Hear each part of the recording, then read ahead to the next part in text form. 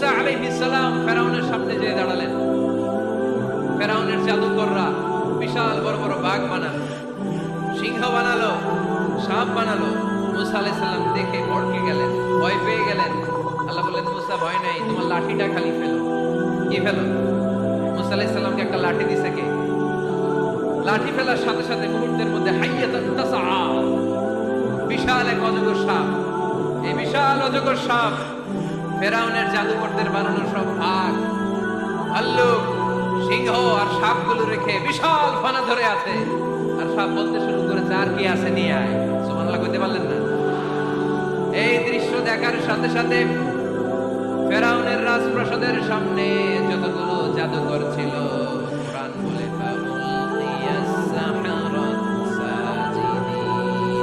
এই দৃশ্য দেখা মাত্রই ফেরাউনের নিয়ে আসা বড় বড় জাদুকরগুলো মুসা আলাইহিস সালামের সামনে দাঁড়িয়ে আল্লাহর জন্য সিজদায় লুটিয়ে পড়েছে।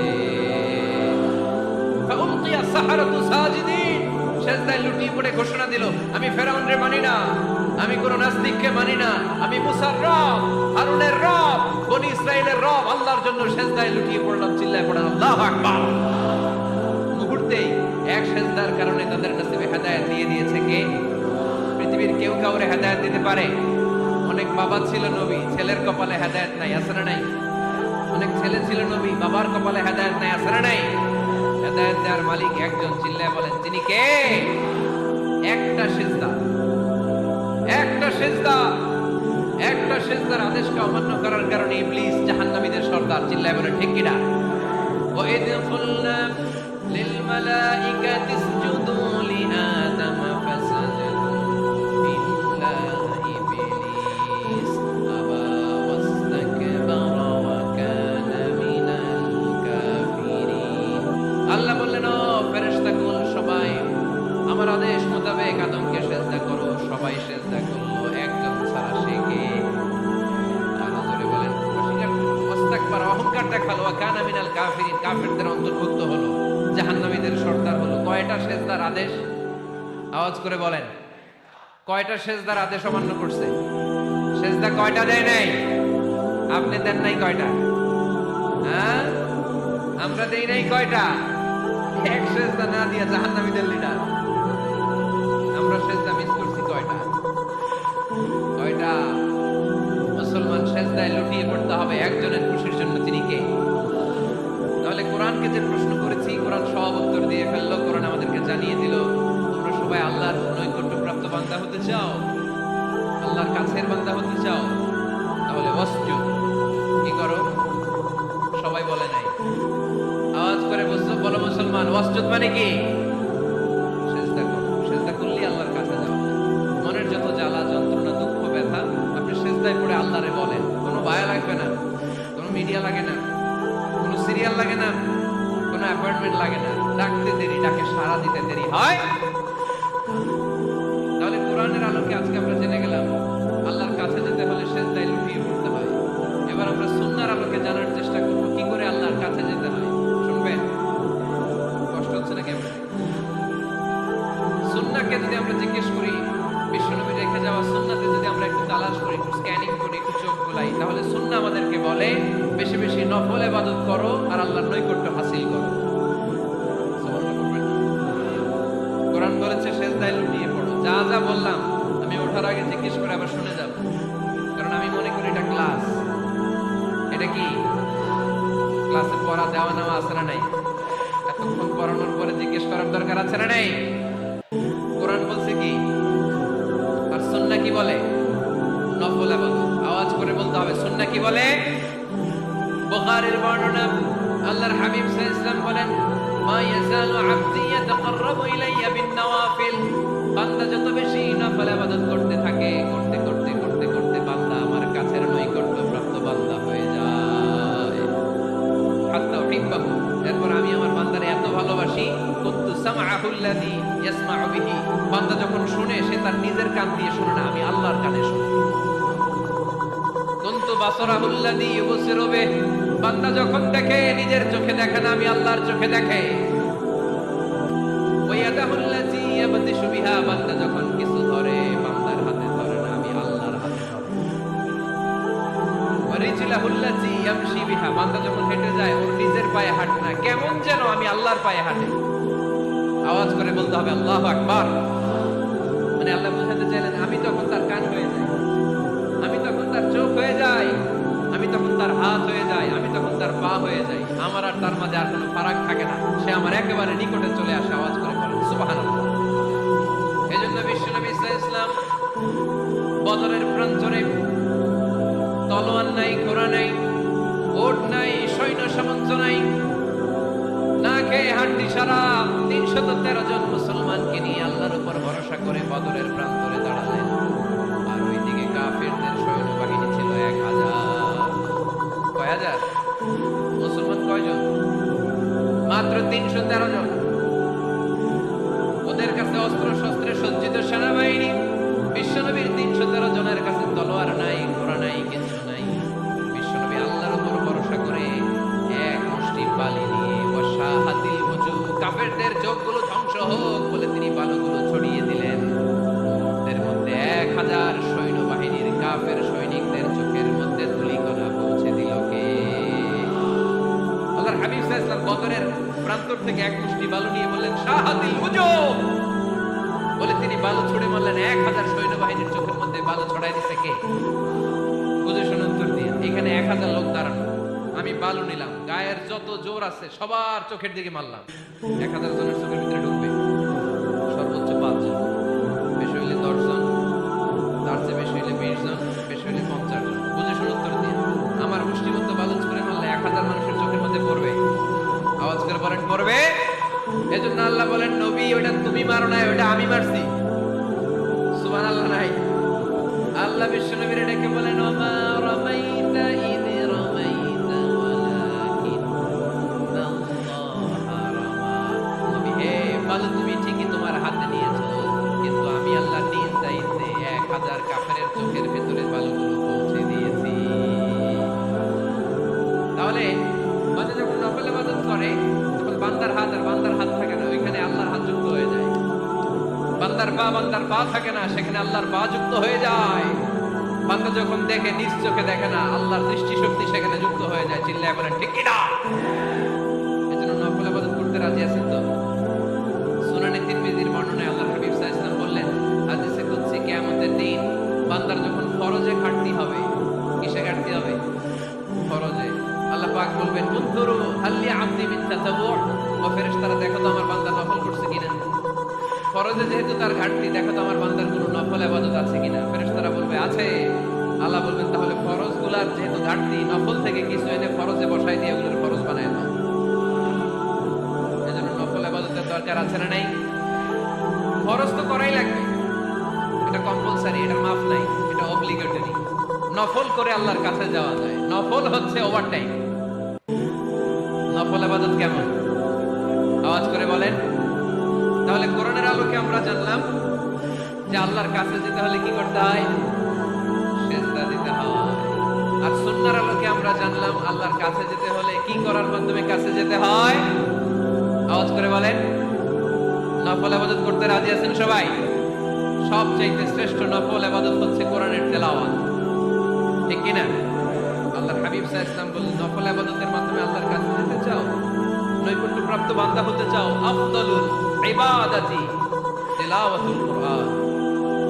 সবচেয়ে যত নফল ইবাদতের লিস্ট হতে পারে, এই লিস্টে র‍্যাঙ্কিং এ 1 নাম্বার থাকবে কোরআনের তেলাওয়াত।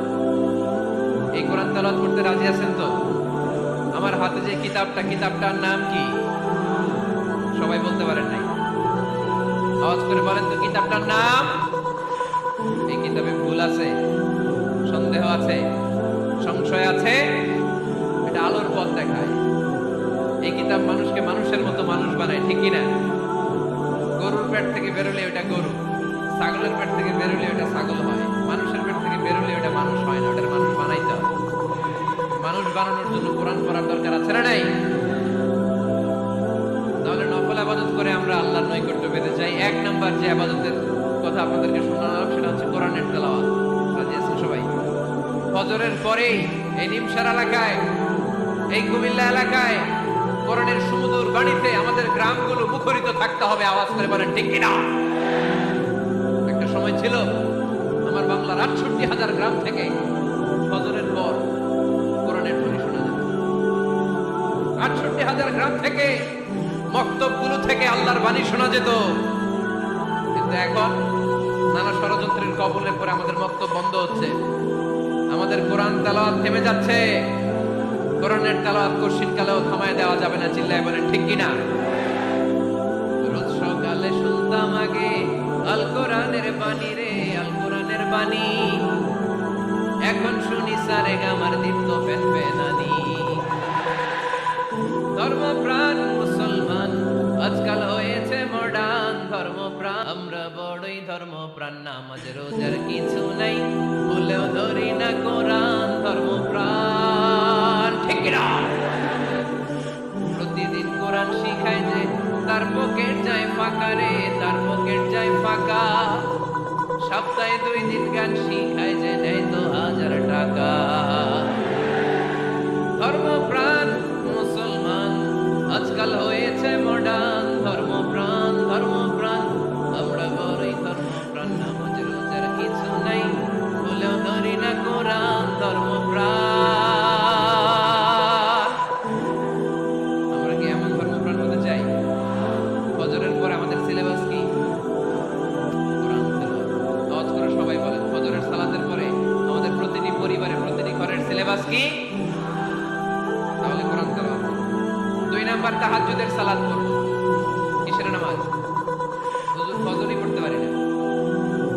ফজরই যে ফজর পড়ে তার জন্যই না তাহাজ্জুদ, ঠিক কি না? ফজরই তো পড়তে পারি না, তাহাজ্জুদ পড়ব কখন? তাহাজ্জুদ পড়লে আপনার মর্যাদা বাড়ায় দিবে কে? রব্বুল আলামিন বলেন, ওয়া মিনাল লাইলি ফাতাহাজ্জাদ বিহি নাফিলাতান লাকা আসা আন ইয়াবআসাকা রাব্বুকা মাকামান মাহমুদা। তাহাজ্জুদের নামাজ যারা পড়বে তাদের মর্যাদা বাড়িয়ে দেয় কে? কারণ ওই মুহূর্তে আল্লাহ প্রথম আকাশে নেমে আসেন আর ডাকে, আলামিন মুস্তাগফিরিন আগফির আল্লাহ, কার ক্ষমা দরকার ক্ষমা চা, ক্ষমা করে দেব। আলামিন মুস্তাকসিন আকসুলা, কার খাবারের দরকার পোশাকের দরকার চাও দিয়ে দেব। চাও, কার কি লাগবে চাও আমি দিয়ে দেব। এই জন্য শেষ রাতের দোয়া আল্লাহ কবুল করে। এই যে রমজান আসতেছে না সামনে, কোন মাসে রমজান? এপ্রিলে। রমজানে তাহাজ্জুদ পড়ার একটা সুবর্ণ সুযোগ, কারণ সাহারি খাওয়ার জন্য তো ওটাই লাগে। একটু তাহাজ্জুদের অভ্যাস করবো আমরা। রাজি আছি তো সবাই? 3 নম্বর নফল ইবাদত হচ্ছে দোয়া। সবাই সবার জন্য দোয়া করো। অনেকে কয় হুজুর আমার তো আমি করব, ওরটা ওই করব, এর লাগে আমি করব কেন? আছে না নাই? নিজের জন্য করবেন, অন্যের জন্য করবেন।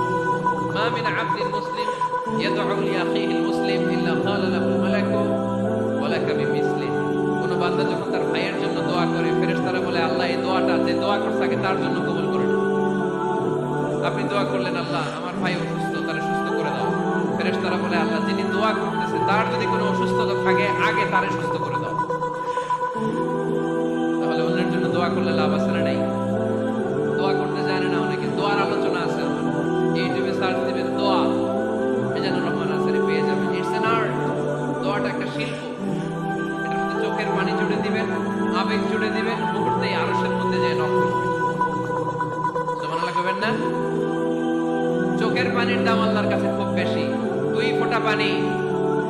কি আপনারা বিরক্ত হয়ে গেছেন? আর 2-1 মিনিট বসেন। 2 ফোঁটা পানি আল্লাহর কাছে প্রিয়। আওয়াজ করে বলেন কয় ফোঁটা? 2 ফোঁটা। এক হচ্ছে জিহাদের ময়দানে রক্তের ফোঁটা, আরেক হচ্ছে অনুতপ্ত বান্দার চোখের পানির ফোঁটা। অনুতপ্ত বান্দা যখন অনুতপ্ত হয়ে কাঁদে, তার চোখের পানি চোখ বেয়ে নাকের ডগা বেয়ে মাটিতে পড়ার আগেই ওই বান্দার সব গুনাহ আল্লাহ মাফ করে দেয়। তাহলে প্রথমে কোরআন তেলাওয়াত, তারপর তাহাজ্জুদের নামাজ, তারপরে দোয়া, 4 নম্বরে জিকির। জিকির নফল ইবাদত, ঠিক কি না? জিকির করতে করতে স্টেজের উপরে উঠে যাবেন আপনারা সবাই। পারবেন কারা কারা? হাত তোলেন। কত বড় সাহস দেখছেন? আমার উপরে বলে লাফায় উঠবে। বাঁশ আছে জায়গায়, বাঁশ। হ্যাঁ না, এটা করবেন না। কারণ ফাযকুরুল্লাহ কামা আল্লামাকুম, জিকির ওইভাবে করো যেভাবে আল্লাহ শিখিয়েছেন। আল্লাহ কিভাবে শিখিয়েছেন? ওয়াযকুর রাব্বাকুম ফি নাফসিক। দেখেন জিকির করার পদ্ধতি কোরআন থেকে শুনেন, মনে মনে করো। তাদাররুআন সবিনয়ে করো, খিফাতান ভীত বিহবল চিত্তে করো, দুনাল জাহরি মিনাল কওল অনুচ্চ স্বরে বেশি আওয়াজ করে লাফালাফি করো না। এটা হচ্ছে জিকির করার পদ্ধতি। জিকির করার পদ্ধতি আল্লাহর হাবিব শিখালেন, আহাবুল কালামি ইলাল্লাহি আরবাআ, আল্লাহর কাছে সবচেয়ে প্রিয় কথা কয়টি? এক নাম্বার সুবহানাল্লাহ, দুই নাম্বার আলহামদুলিল্লাহ, তিন নাম্বার লা ইলাহা ইল্লাল্লাহ, চার নাম্বার আল্লাহু আকবার। এর চেয়ে শ্রেষ্ঠ জিকির আর হতে পারে? আবার আল্লাহর হাবিব সাল্লাল্লাহু আলাইহি ওয়াসাল্লাম বললেন, মান ক্বালা লা ইলাহা ইল্লাল্লাহ দাখালাল জান্নাহ, একবার লা ইলাহা বলে যে মরতে পারবে তার জন্য জান্নাত ওয়াজিব করে দিবে কে? এই জিকিরগুলো করবেন হাতের গিড়ায়, আঙ্গুলের গিড়া আছে না, ডান হাত তুলেন তো, এরকম গিড়াগুলো দেখান তো আমারে, এইভাবে সুবহানাল্লাহ সুবহানাল্লাহ সুবহানাল্লাহ, এটা সুন্নাহ, পারা যাবে? আব্দুল্লাহ ইবনে আমর ইবনে আল-আস বলেন, রাআইতু রাসূলুল্লাহ সাল্লাল্লাহু আলাইহি ওয়াসাল্লাম ইয়াকিদু তাসবিহা বিয়ামিনি, আমি নিজ চোখে আল্লাহ রাসূল সাল্লাল্লাহু আলাইহি ওয়াসাল্লামকে ডান হাতের গিড়াতে এরকম তাসবিহ করতে দেখেছি। সুবহানাল্লাহ পড়েন, নীরবে নিঃশব্দে জিকির করবেন। হ্যাঁ, এটা ঠিক। তালিমের জন্য একটু আওয়াজ করে প্রয়োজনে মাঝে মাঝে জিকির করা যায়, যেমন এইভাবে পড়েন, সুবহানাল্লাহ আলহামদুলিল্লাহ লা ইলাহা ইল্লাল্লাহ সুবহানাল্লাহ লা ইলাহা ইল্লাল্লাহ মুহাম্মাদুর রাসূলুল্লাহ সাল্লাল্লাহু আলাইহি ওয়াসাল্লাম। এই যে আপনাদেরকে এখন আমি তালিম দিলাম, এই তালিমের উদ্দেশ্যে সুন্দরভাবে অল্প আওয়াজে জিকির করা যায়, কিন্তু চিৎকার চেঁচামেচি করে, আমার দিকে তাকান, এদিকে তাকান, চিৎকার চেঁচামেচি করে লাফালাফি করে জিকির করা যাবে? জিকির করতে করতে প্যান্ডেলের বাঁশের মাথায় ওঠা যাবে? যিনি জিকির পরিচালনা করতেছেন ওনার ঘাড়ে ওঠা যাবে? যাবে? আল্লাহর হাবিব সাল্লাল্লাহু আলাইহি ওয়াসাল্লাম জিকির করতেছেন, আবু বকর ওমর ফারুক বসা, আবু বকর রাদিয়াল্লাহু আনহু জিকির করতে করতে আল্লাহ রাসূলের ঘাড়ে। হাদিসে আছে না এগুলা? কথা কয় না। আল্লাহর হাবিব সাল্লাল্লাহু আলাইহি ওয়াসাল্লাম তাসবিহ করতেছেন, ওমর ফারুক জিকির করতে করতে ইশকের ঠেলায় আল্লাহর নবীর কাঁধে। গোটা বিশ্বের কোন হাদিসের কিতাবে এই পন্থায় জিকির দেখানো যাবে? কোরআনের কথা শুনেন, ফাযকুরুল্লাহা কামা আল্লামাকুম, ওইভাবে আল্লাহর জিকির করো যেমন করে আল্লাহ তোমাদের শিখিয়েছেন। কোন হাদিস দেখাতে পারবেন যে আবু বকর রাদিয়াল্লাহু তাআলা জিকির করতে করতে, আরব দেশে সৌদিতে ছিল খেজুর গাছ, জিকির করতে করতে খেজুর গাছের আগায়, ওমরে ফারুক খেজুর গাছের আগায়, এগুলো পেলেন কোথায়? কেন এগুলো করেন? আল্লাহর হাবিব সাল্লাল্লাহু আলাইহি ওয়াসাল্লাম না, আল্লাহর হাবিব সাল্লাল্লাহু আলাইহি ওয়াসাল্লাম যেভাবে জিকির শিখিয়েছেন আমরা ওইভাবে করব। বরকত দিবে কে? 5 নাম্বার নফল ইবাদত, দান খয়রাত করব। রাজি আছেন? গোপন দান, গোপন দান আল্লাহর রাগ কমায় দেয়। কোনো কারণে আমার রব যদি আমার উপর রেগে থাকে, আমি গোপন দান করলে ওই রাগটা মুহূর্তে ঠান্ডা হয়ে যায়। আল্লাকা সিররুন ইনদাল্লাহ বাইনাকা আনতা ওয়া বাইনাল্লাহ, আল্লাকা সাদাকাতুন তাখফা লা ইয়ালামুহা ইল্লাল্লাহ, আল্লাকা সিররুন ইনদাল্লাহ বাইনাকা আনতা ওয়া বাইনাল্লাহ, আল্লাকা সাদাকাতুন তাখফা লা ইয়ালামুহা ইল্লাল্লাহ। সুবহানাল্লাহ পড়ে। তোমার আর তোমার রবের এমন কোন গোপন বিষয় আছে নাকি যেটা তুমি আর তোমার রব ছাড়া কেউ জানে না? তুমি জীবনে এরকম গোপন দান করছো নাকি যেটা আল্লাহ ছাড়া কেউ দেখেনি? ওই দানটা আল্লাহ পছন্দ করে। সর্বশেষ কথা বলি, শেষ কথা, মানুষকে খাওয়াবেন। মানুষকে কি করবেন? খাওয়ানোর চেয়ে ভালো নফল ইবাদত আছে? কি করবেন? খাইবেন। কি করবেন? খাওয়াতে রাজি আছেন তো? কিয়ামতের দিন আল্লাহ তাআলা বলবে, হে বনি আদম, আমি তোমার কাছে খাবার চাইছিলাম, তুমি আমারে খাবার দাও নাই। বনি আদম বলবে, আল্লাহ আপনি যদি খাবার চাইতেন খাবারের বস্তা নিয়ে যাইতাম। আল্লাহ তাআলা বলবেন, এই যে না খেয়ে থাকা পথ শিশুগুলো, শীতের রাতে শুয়ে থাকা না খেয়ে থাকা শিশুগুলো খাবার চেয়েছিল, তুমি খাবার দাও নাই, ওদেরকে খাওয়ালেই আমি আল্লাহকে খাওয়ানো হয়ে যেত। এজন্য মানুষকে খাওয়াবেন। রাজি আছেন তো?